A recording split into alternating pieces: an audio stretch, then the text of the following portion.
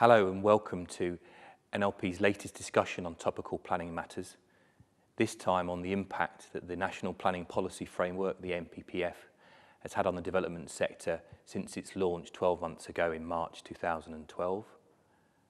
I'm Jim Fennell, the Managing Director of Nathaniel Litchfield and Partners, and I'm here with two of my colleagues, Justin Gartland, Director and Head of our Leeds office, and Jonathan Wallace, a Director in our Newcastle office. So to kick off, Jonathan, how do you see the NPPF shaping up in the North East 1 year on?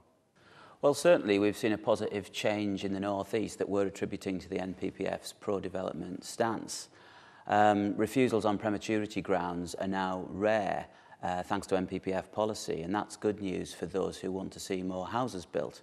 There also now seems to be a real appetite to listen and to recognise economic arguments reflecting the NPPF's emphasis on economic growth and viability.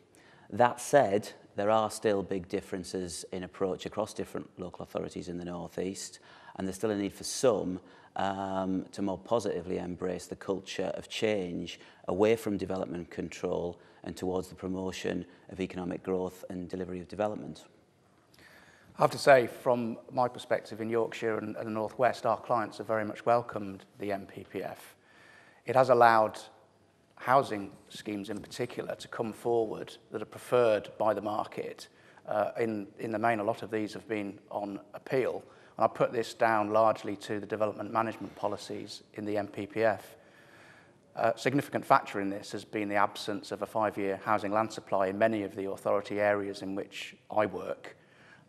But as local authorities move forward with their local plans and adopt revised housing figures, it's likely that the rush to housing schemes through appeal will slow down.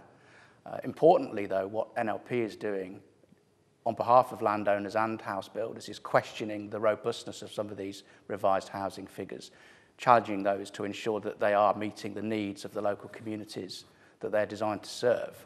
And if that doesn't happen, we can see problems in housing supply down the line and potentially further appeals. The government has made great play of the fact that it's distilled over 1,000 pages of government guidance and policy into a 50-page document. Meanwhile, in the capital, Boris Johnson has just published a draft supplementary planning document on town centres and retail, which is over 150 pages long. Maybe elsewhere we'll see a reverse reaction to the brevity of the NPPF. And as you mentioned, retail and commercial development, Jim, overall, I don't think the NPPF has resulted in significant change across those sectors. What we really need to see now is the positive policies in the NPPF being used to stimulate other sectors in the economy, not just housing. Yes, I think we're all agreed that when the economy does pick up, the NPPF will be a really potent tool for developing all kinds of social and economically positive development. On that note, I'd like to thank Justin and Jonathan for joining me today, and we look forward to monitoring the impact of the NPPF again in 6 months or so's time. In the meantime, please do visit our website and take a look at the new NLP blog.